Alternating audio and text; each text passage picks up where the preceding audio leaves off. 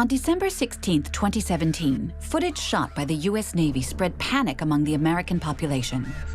Until then, classified as a top-secret defense matter, 3 videos of unidentified flying objects filmed by F-18s were made public. They would be authenticated by the Pentagon in April 2020. The first video dates from November 2004. It was filmed by a patrol flying near the U.S. aircraft carrier Nimitz. In the footage, a capsule-shaped object is performing maneuvers that defy the laws of physics.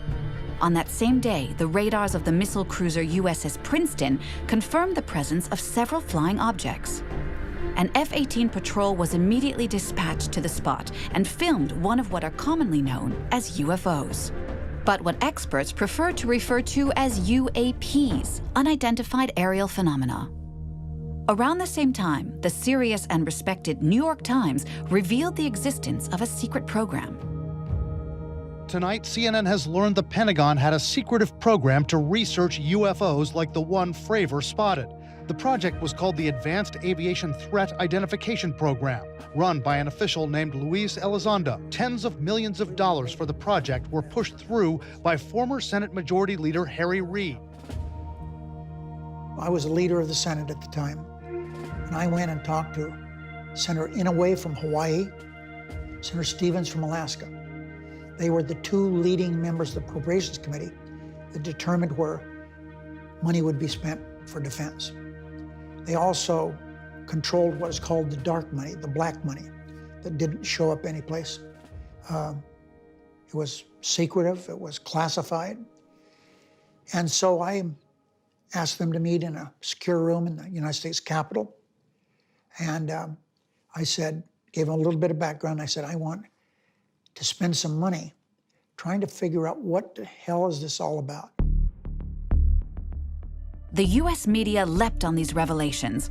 The disclosure of the existence of a secret program to study UFOs at a cost of $22 million was taken very seriously. Alain Juillet is the former head of intelligence for the French Secret Service overseas. The fact that it was a US senator who insisted on this inquiry shows that there was a very real problem. And the American authorities decided, due to this senator's request, to carry out this inquiry.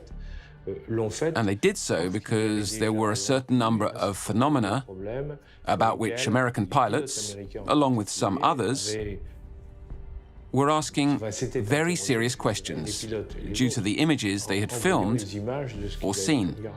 In the States, the story hit the headlines, and David Fravor, one of the F-18 pilots flying during the Nimitz case, gave his account on CNN at peak viewing time. Well, the first thing is it had no wings, so you think, okay, it's a helicopter. Well, there's no rotor wash in the water, there's no rotors. This was extremely abrupt, like a ping pong ball bouncing off a wall. It would hit and go the other way and change directions at will. And then the ability to hover over the water and then start a vertical climb from basically 0 up towards about 12,000 feet and then accelerate in less than 2 seconds and disappear is something I had never seen in my life. I believe, as do the other folks that were on the flight, that when we visually saw it, that it was something not from this world. For the experts, this eyewitness account was mind-blowing and legitimized the film.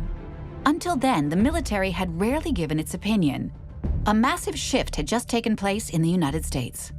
The United States military has said, okay, there's no need trying to keep all this secret. So pilots can report these phenomenon without fear of not being promoted. They can report these to their superiors. They couldn't do that before. But the Americans aren't the only ones to study this subject seriously. Across the globe, a number of countries have established organizations or programs to carry out research into UAP. In France, the Sigma II Commission examines the most credible incidents, like the Nimitz case. So we try to reconstruct what had been observed during the naval exercises carried out around the Nimitz, the Princeton, etc., between November 10th and 13th, 2004. A certain number of repeated detections were picked up by the radars, between 8 and 20 miles to the south of Catalina Island off California, at 80,000 feet and moving at about 100 knots. Now, 100 knots is extremely slow for an aircraft flying at such an altitude. Formed in 2013, Sigma 2 is made up of fighter pilots, engineers, military officials, and even astronauts such as Jean-François Clairvoy. As for Pierre Bescon, he's a former director of the Space Center in Kourou, French Guiana, where the famous Ariane rockets were launched. I don't agree with scientists who immediately say it's baloney. No. If observations are made by those whose job it is to make observations, like fighter pilots, for example, then what they've seen isn't baloney. If you don't understand something, then you put it on a shelf and wait till there's a better scientific understanding of the physical phenomenon until the correct study of it can be carried out. But you don't just discard it as baloney. In my mind, that's nonsensical. It's not a question of believing in UFOs or UAPs or not. Serious research is being carried out on the subject. This radar detected 14 echoes spread uniformly over a distance of about 100 miles at altitudes of between 28,000 feet and 500 feet. And these readings correlate with those from other radars. Sigma 2 works closely with the CNES, the French National Center for Space Studies, and more precisely with one of its branches, GAIPAN, Group for the Study of Unidentified Aerial Phenomena. For more than 40 years, they've been trying to shed light on the origin of certain UAPs. GAIPAN is tasked with collecting, examining and analyzing sightings made by eyewitnesses on French soil. Indeed, it was one such incident in France, very similar to the case revealed by the US Navy, which was behind the founding of GAIPAN. A former head of the group, Jean-Jacques Velasco, in charge for 21 years and now an independent expert, clearly remembers the unsolved case at the origin of the group's creation. In France, one sighting in 1951 involved the Air Force. Fighter pilots out on a patrolling mission observed over the town of Orange an object moving at the same speed as their own planes. When they flew alongside to intercept it, it suddenly accelerated and flew off at incredible speed. A report was submitted to the Air Force Chief of Staff, and it went all the way up to the minister. And then recommendations were made to create a French agency to collect and analyze data on UAPs. And that's how Claude Pauer, a ufologist and astronomer at CNES, was given the task of founding GAIPAN. It was a very brave move by the CNES at the time to decide to respond to such questions and create GAIPAN. It was very brave because it was a scientific approach. Certain phenomena are cited that we don't understand, so we'll question the people who saw them, set about studying them, and try to find some answers. It was a very scientific approach. A first patrol was sent out to about 60 miles from the Nimitz. A trace of foam was observed at sea level. So one of the F-18s made a fast downward move towards this area of foam. There was an object described as a big tic-tac, which changed course and began to climb. So there was a maneuver which could be considered intelligent. A second patrol was sent out, but it wasn't until the third group of F-18s reached the area, equipped with infrared cameras, that they could capture the famous images. And along with the images, the comments of the stupefied US Navy pilots. My gosh. They're all going against the wind. The wind's 120 knots from the west. Look at that thing, dude.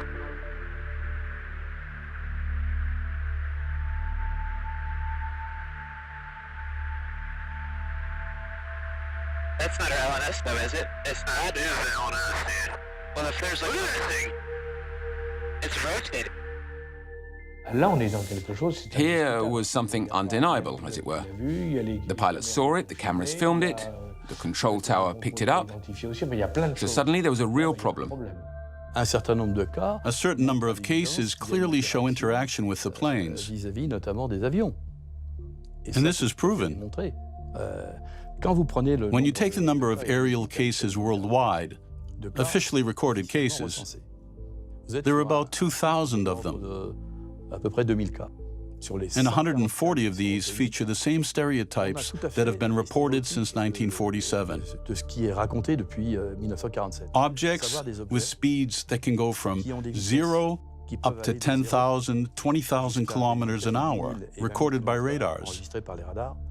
Absolutely phenomenal accelerations. Trajectories which are totally impossible for our planes. Spinning around our planes, climbing vertically, then zooming off horizontally. What I say is this. We originally thought these were confined to the air, but that's not what we know now. There have been very unusual occurrences in the water, in the ocean. Not once, but numerous times now. People are reporting strange things happening to ships. Sometimes their communications is terminated. So yes, I think it's extremely important that we do everything we can to find out what this is all about.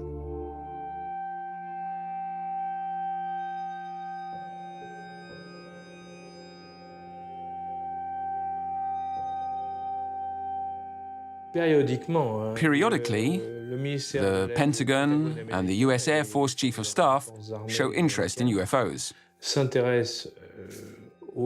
because there are regular alerts that pose big questions. This is very worrying for the military because soldiers like to know who they are facing.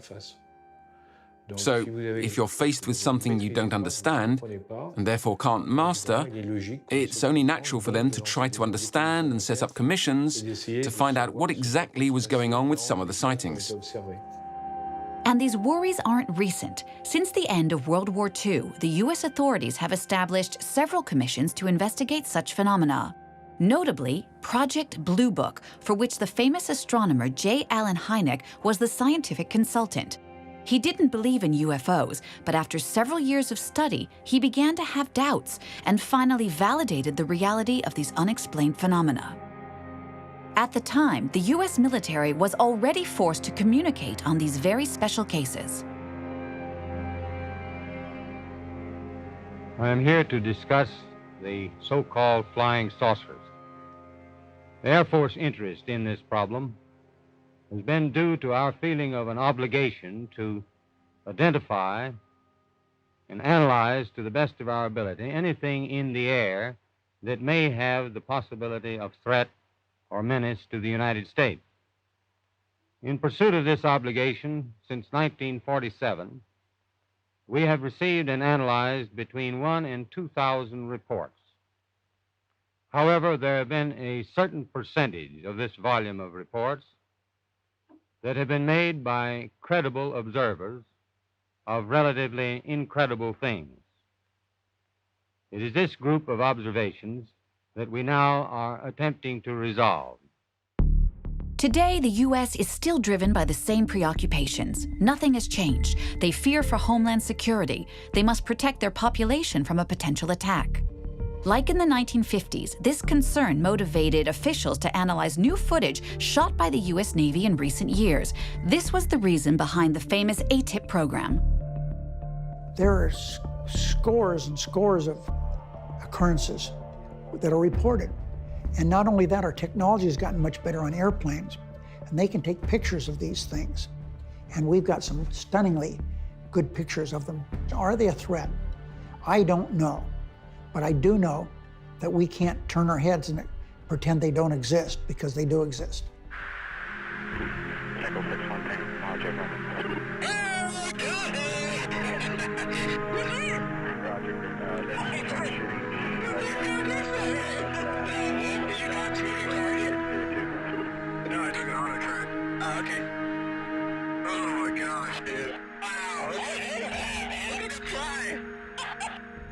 After World War II, a lot of Americans believed that the Russians were behind UFOs. They thought, the Reds have discovered new technologies and they're using them to spy on us. If it were one of the superpowers behind UFOs, the US, Russia, or China, since the beginning of these incidents, there would certainly have been a leak at some point to show that this was the case. But no intelligence has ever come out on this subject, neither confirming nor refuting that it's the Russians, the Americans, or the Chinese. So I don't believe that.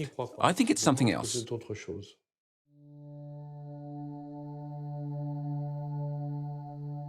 Something else? Then what? While those in charge are asking questions, so too is the general public. And that's the mission of MUFON. Since the 1950s, this network of scientists and engineers have collected piles of eyewitness accounts from across the United States. It even has branches in Europe. It has a long-reaching network with investigators in every state. MUFON is taken very seriously, even by the American government. It was one of its reports that drew the interest of Senator Harry Reid and gave rise to the famous ATIP program. Based on the information in the MUFON database, that information was used to justify to Congress funding for the Advanced Aerospace Threat Identification Program, which is what was revealed in the December 16, 2017 Times front page article about the Pentagon's secret UFO development. It was the MUFON data that was used to justify getting that program in place. 10 years later, when the story broke on the front page of the New York Times, that was really the beginning of disclosure, in my opinion, for this being a real phenomenon and for people paying attention to it. Disclosure, the key word. Was this revelation involuntary or organized? In effect, since December 16, 2017, military officials and politicians have regularly appeared in the media. It is undeniably a communication operation. It's hard to imagine in the United States, Army offices, former Pentagon officials, etc., communicating like this in a totally free and unbridled way, without there being some kind of framework behind them. The moment that you have a communication campaign with expert professionals explaining things, the least that you can say is that it's an awareness campaign for the American population. The least you can say. It could also be preparation for a new reality, with the authorities telling people, this is how it really is, so that we're all ready for it. Imagine us simply being told, okay, we're now certain. Our world is visited by beings from other worlds. Or passages between several worlds have been opened up. That would cause a huge problem and get a lot of people thinking, because humankind would be entering uncharted territory. Territory where we're no longer in control of things. We think they're friendly, but we're not really sure. That means being confronted with something we can't master. And human beings, today more than ever, hate being in situations where they have no control. This is clearly what the American experts inside MUFON think. Paul Hynek is well placed to know it. He's the son of the scientific consultant of the famous Project Blue Book in the 50s and 60s, J. Allen Hynek. He was raised amid piles of UFO reports, and he now sees a shift in the recent communication policies of the American government.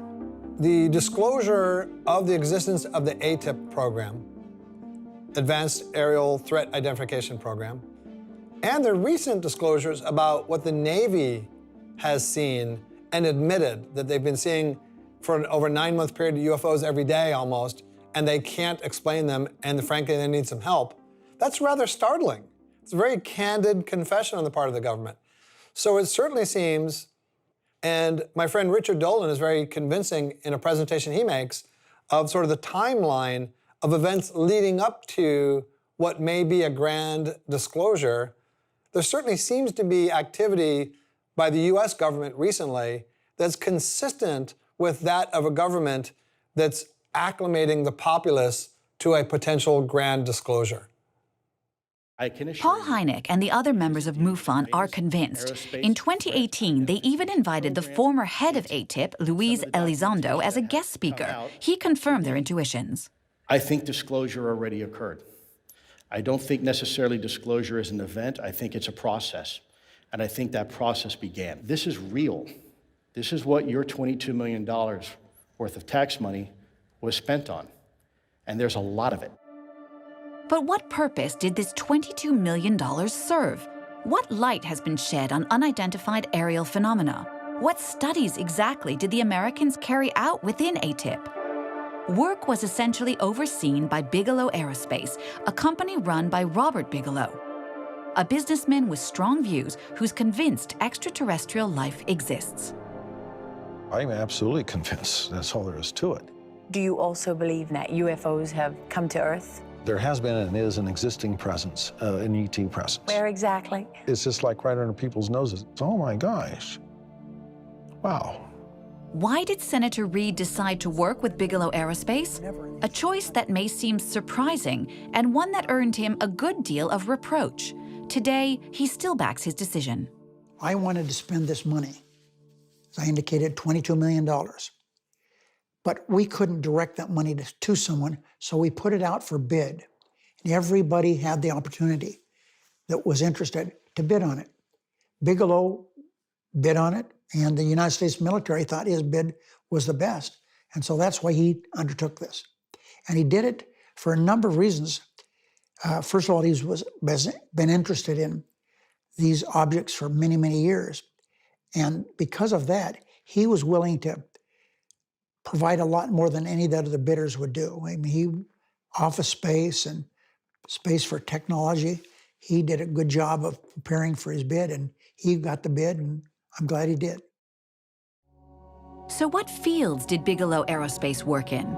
This document, recently declassified by the U.S. Defense Intelligence Agency, reveals the research carried out by the company. In all, 38 ultra-complex fields of study covering futuristic technologies we've yet to master today. For example, anti-gravity, nuclear propulsion in deep space, wormholes allowing us to pass into parallel universes, negative energy, and magnetohydrodynamics. It wasn't down to chance that this cutting-edge research was carried out by Bigelow Aerospace. In 1995, even before founding his company, Robert Bigelow had created the National Institute for Discovery Science with the aim of shedding light on a number of scientific mysteries, including UFOs. He invested millions from his private fortune. It's simple. To the experts, Robert Bigelow is a national hero. Robert Bigelow has spent more money than any other individual in the world on this private money to fund UFO research. So he's actually a hero within the UFO community, in my opinion. And he's a stellar guy. And he runs the Bigelow Aerospace out in Las Vegas, which builds inflatable habitats for space, right? So I think I'm happy to hear him being successful in his work with NASA and his work with his space program. I thank him for the time we spent together. And I think it's all leading us in the right direction in terms of disclosure. So I'm excited about that. Over the years, serious, unimpeachable figures have worked with Bigelow. Dr. John B. Alexander, the pillar of the Military Research Lab at Los Alamos. And Edgar D. Mitchell, the sixth man to walk on the moon. And after years of research, their verdict is unequivocal. I happen to be privileged enough to have be in on the fact that we have been visited on this planet. And the UFO phenomenon is real, although it's been covered up by our governments for quite a long time. Whoa! Hang on a minute, but this is big. Whoa, all of this is quite a shock to me. Well, I'm sorry, you haven't been reading the papers recently. It's starting to open up quite a bit. So you're telling me... Well, there's a lot of information to take on board. Hang on a minute. I mean, listen, I've heard, crazy UFO nuts tell me this kind of thing before. I've never had Dr. Ed Mitchell, the sixth man to walk on the moon, a respected scientist in his own right, announce to me that we've been visited by aliens from other planets and that they definitely are out there. There's no debating it. Well, that's the first time you've ever talked to me, or I've told you about it before.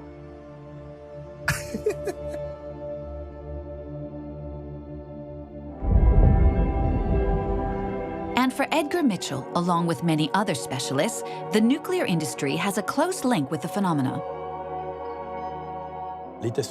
Nuclear testing was a very scary thing because 540 nuclear or thermonuclear bombs have been exploded in the atmosphere, which is a lot. And that corresponds mainly to the period 1960 to 61, when there was one explosion every 3 days carried out by the Americans or the Soviets.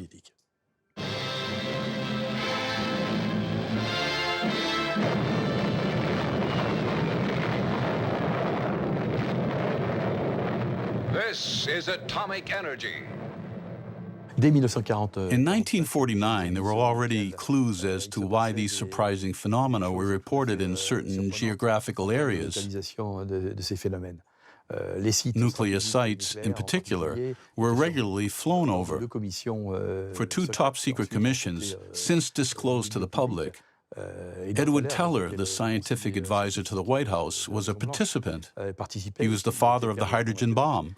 He claimed that UFOs had flown over several nuclear sites, notably Oak Ridge, where plutonium was manufactured, the missile test range White Sands, Roswell, where nuclear bombers were once based, basically a whole host of things pointing to UFOs flying over these places. For example, I learned that a number of our missile bases in the Midwest, Dakotas up that way, that they had been shut down. They would come out at night, almost always at nighttime, and they would look up and see these objects in the air, and it shut off all the communications in the missile site. It didn't happen once, it happens quite a few times. One of the most disturbing cases was in 1967 over Malmstrom Air Force Base in Montana. We met with one of the last surviving eyewitnesses of the events. Like many others, he remained silent for 30 years before the case was finally divulged. Lieutenant Robert Salas was in charge of launching intercontinental ballistic missiles. It was an underground facility, about 60 feet underground. My commander's name was Fred Mywald. We were taking turns staying on alert status, and sometime in the evening, I get a phone call from my topside guard. We had 6 guards upstairs. And he said that he'd been seeing strange lights in the sky, flying very fast, stopping in midair and reversing course. He couldn't hear any engine noise, strictly lights in the sky. But they were very strange lights. He didn't think they were airplanes. He was screaming into the phone, babbling, telling me that there was some orange, reddish light hovering above the front gate. And he had all the guards out there with their weapons and asked me what he should do. And of course, I was shocked by this report. He was obviously frightened. I told him, as I recall, just make sure nothing comes in the fenced area, use whatever force necessary. And then he hung up. He said I had to go because one of his guards was injured.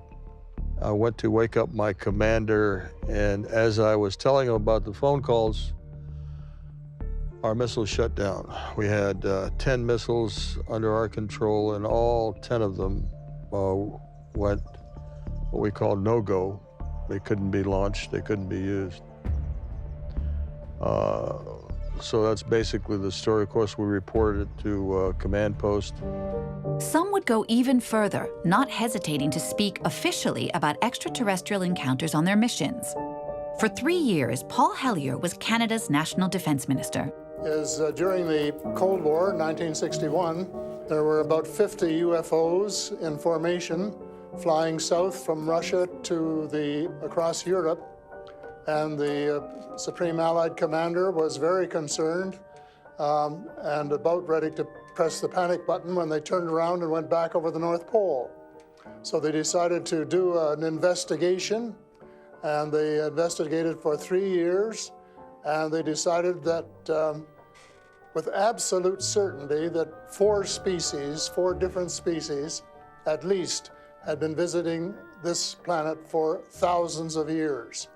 So that's, we have a long history of UFOs, and of course, there's been a lot more activity in the last few decades since we invented the atomic bomb, and they're very concerned about that and the fact that we might use it again. And because the whole cosmos is a unity, and it affects not just us, but other people in the cosmos, they're very much afraid that we might be stupid enough to start using atomic weapons again, and this would be very bad for us and for them as well. He says it clearly.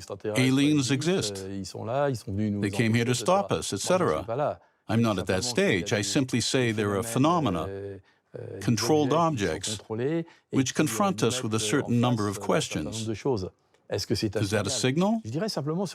I'm simply saying that on a scientific level, to put things into perspective, our satellites are capable of detecting explosions of supernovas dozens of light years away.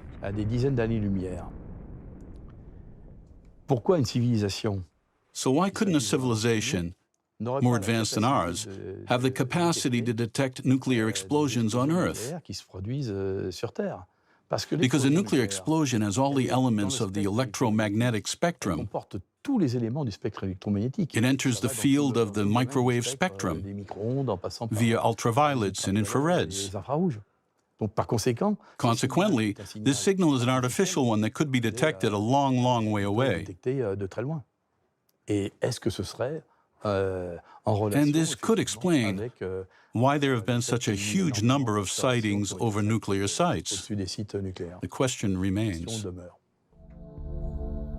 In France, Michael Vaillant, an expert data consultant for Gaipan for more than 12 years, clearly links the sightings of UFOs and civil and military facilities in a study he published under the aegis of the University of Toulouse. When we worked with the Toulouse Mathematics Laboratory, we did a study in 2015 which showed there was a large statistical significance in the breakdown of unexplained aerial phenomena data and nuclear facilities, but also polluted sites. So there are questions to be asked about the kind of intelligence observing these places, and why intelligent extraterrestrials are watching our nuclear and polluted sites. I think it's pretty weird, but pretty tasty at the same time. Whether it's to monitor humans playing with nuclear fire or for some other reason, the number of politicians, scientists, and engineers who dare to speak out about non-human intelligence is clearly growing. I can't speak on behalf of the government. Obviously, I'm not in the U.S. government anymore. My personal belief is that there is very compelling evidence that we may not be alone, whatever that means. The reason that we had so much secrecy is people acknowledged that they couldn't understand what it was all about. And rather than make people afraid, they just ignored it, hoping it would go away. But it hasn't gone away. And now they're being forced to do something about it because there are so many occurrences now, because people who are flying airplanes are no longer afraid of telling people what they saw. Those who take it most seriously today are the scientists, because they're saying aliens do exist, and asking where they're from and what makes them tick. And that's very interesting. It's only imaginable through the idea of technology that's far more advanced than ours. And as we're not able to do it, then it must come from elsewhere, from space. Intelligent life coming from space, what made the scientific community snicker for decades, has now become a true subject, and for good reason.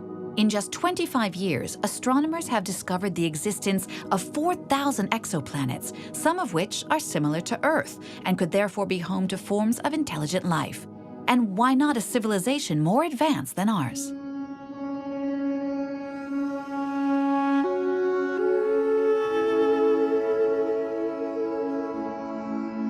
Avi Loeb is the chair of the astrophysics department at Harvard University. He's also head of 2 institutes working on mathematics and black holes, with numerous eminent physicists, astronomers, and mathematicians as their members, which goes to show that he's one of the most serious and respected researchers in his field in the world. He and his teams have studied one of the most surprising phenomena ever observed in our solar system: the arrival of an unidentified interstellar object with very unique properties. Its name, Oumuamua, which in Hawaiian means messenger. Oumuamua was discovered on October 19, 2017. It was the very first object that we identified near the Earth that originated from outside the solar system. And it was clear that it's unbound to the sun because it moved too fast near the Earth. At first, astronomers thought that it's a rock, an asteroid, or perhaps a comet.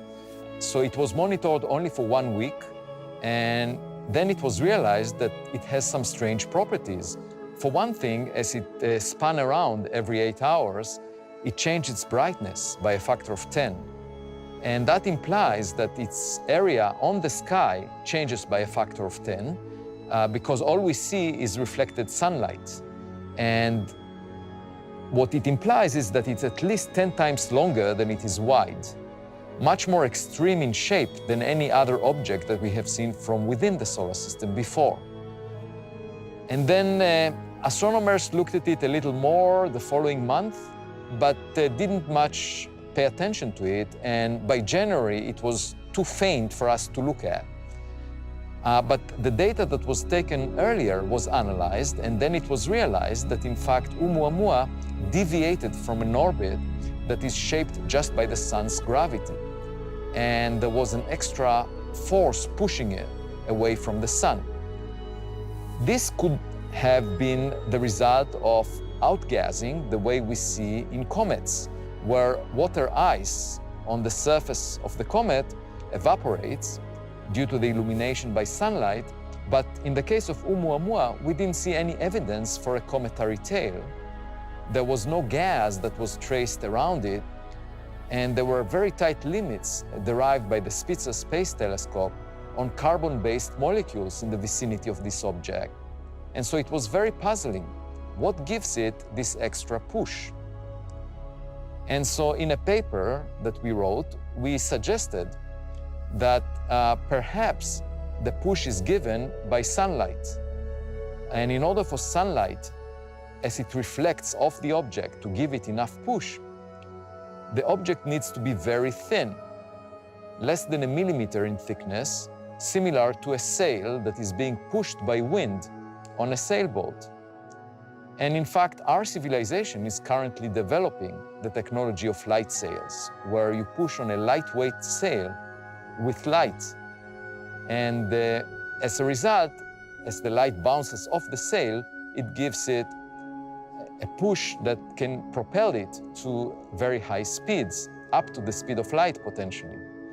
And so it's possible, we said, that this is some device that was sent that was made artificially, that was sent by an alien civilization. And we just mentioned that as a possibility, simply because the alternative of a comet seemed to be inconsistent with the data.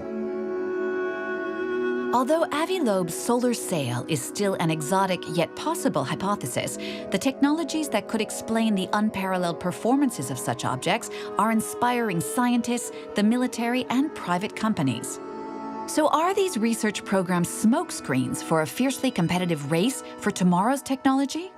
The technology used by these objects, apparently in any case, is one that we don't master. Because clearly, if we could obtain the technology that enables a UFO to go from 0 speed to staggering speeds, whilst performing complicated maneuvers, then everyone would be interested.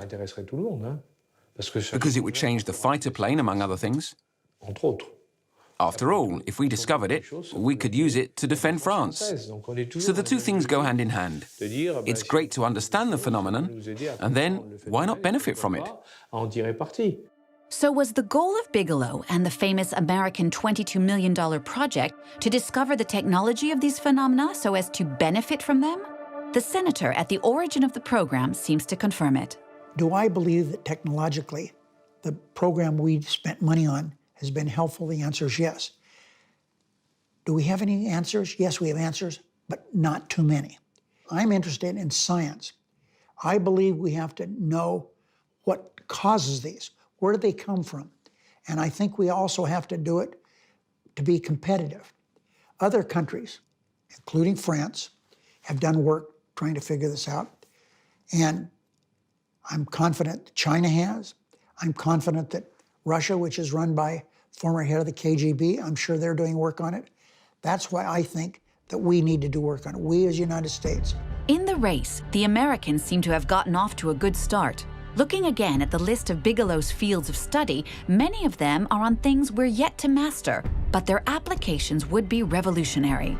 Among the most sensitive, anti-gravity, or the ability to free ourselves from the laws of Newtonian physics, and notably weight, so as to fly an object with no physical resistance and nothing pulling it downwards. These futuristic technologies require the designing of new materials called metamaterials.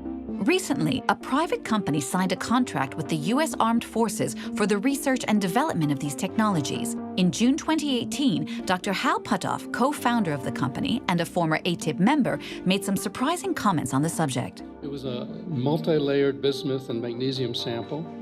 Bismuth layers less than a human hair. Magnesium samples about 10 times the size of a human hair. Supposedly picked up in the crash retrieval of an advanced aerospace vehicle. Looks like it's been in a crash. In Las Vegas in June 2018, physicist Hal Puthoff implied that this strange metamaterial object came from a crashed UFO, but he's not certain. Puthoff and his colleague, Dr. Eric Davis, are on the verge of identifying a number of small parts which appear to be beyond man's fabrication capacities. This sample was created with layers finer than microns, using a process unknown on Earth and with an aim we can only guess at. Nowhere could we find any evidence that anybody ever made one of these. When we talked to people who, in the materials field who should know, they said, we don't know why anybody would want to make anything like this. So it's no longer just a matter of understanding the origin of UFOs, but of benefiting from them.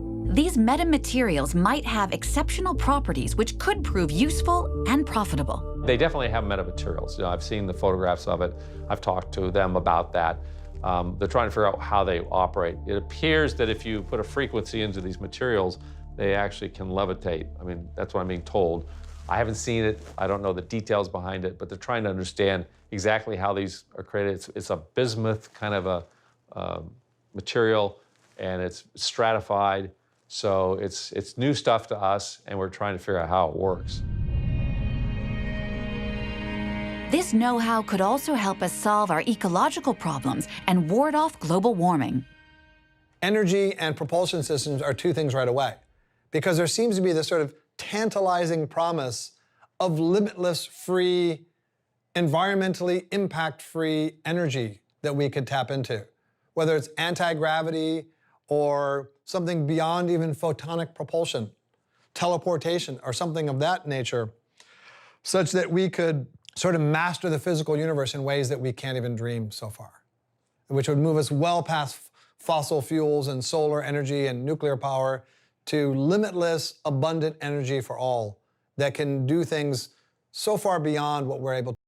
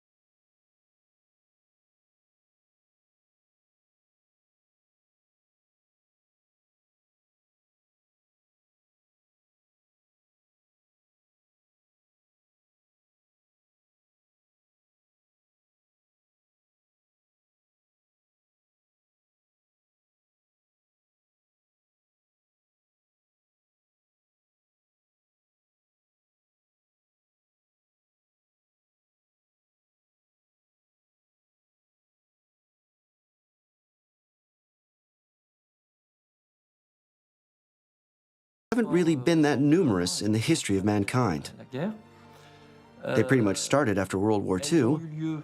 They've tended to occur in large regions of the Earth, like the United States and Europe.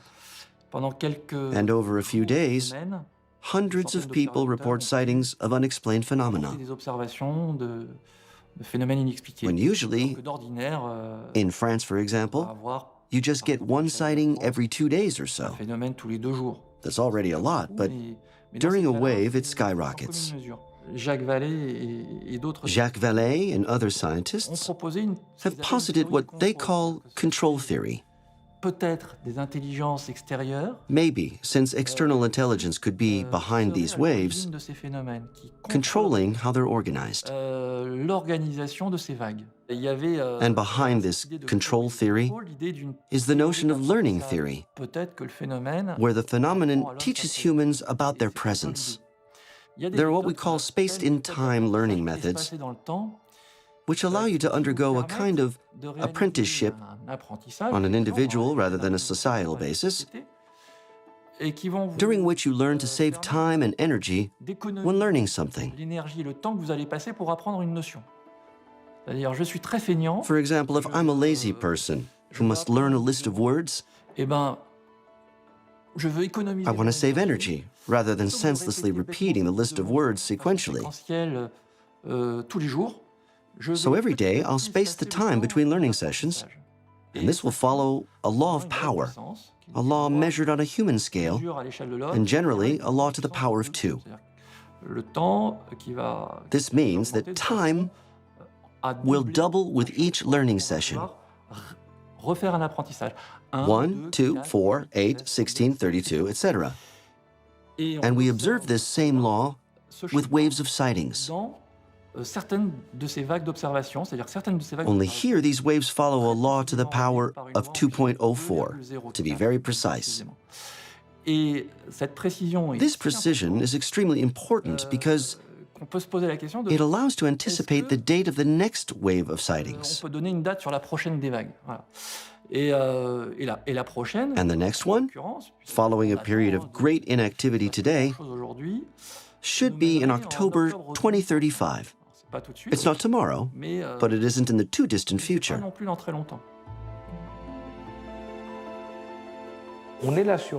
This is an area that is very, very complicated and is rejected by many upholders of mathematical progress and rationalism. Will we have more surprises in the future? That's another question. If the U.S. government still has things to disclose, it should do so now, because I think people may be ready to receive this information. I believe without any question that research scientifically on these unidentified flying objects is really good for humanity, not only for the United States, but the world. I think if I had my druthers, what I would do is other countries who are doing work on this, let's meet together. Let's share information. Let the United States share with France. Let the United States share with China, Russia. We should, because it's an issue we don't understand, we should work together and make it more public and share it. It's important not only to our country, but all civilization. In the next year, we are going to have a fundamentally different conversation than we're having today. I think there's going to be additional fidelity to a lot of the things that have come out recently that are going to help us have a better understanding of what it is we're actually seeing here. It will certainly bring upheavals to our biggest societies. It will ask a lot of questions of philosophies, religions, and even science. In 2035, if man's understanding of the subject is stable, we might even enter into contact. Contact that takes into account the idea behind these waves and behind our apprenticeship, which is to avoid at all costs what we call cultural ethnocide, meaning to prevent humans from being at a total loss and in shock at the confirmation of extraterrestrial phenomena or intelligence. But I think that in about 10 years' time, and almost certainly before, we'll have discovered life in the solar system. Not intelligent life, but life all the same. And that alone would enable us to lay the foundations of an intellectual edifice that will allow us to explore further. That's certainly true for scientists who dare to believe that beyond simple life, intelligent life exists too. This will help mentalities to progress, and eventual acceptance will become more mainstream. There are more Earth-like planets that are habitable in the observable volume of the universe than there are grains of sand on all beaches on Earth. To me, it sounds very reasonable to search for other civilizations, not necessarily here on Earth, not necessarily in the solar system, but well beyond that, and make it a central theme of future research, because the consequences of finding evidence for life out there would be tremendous.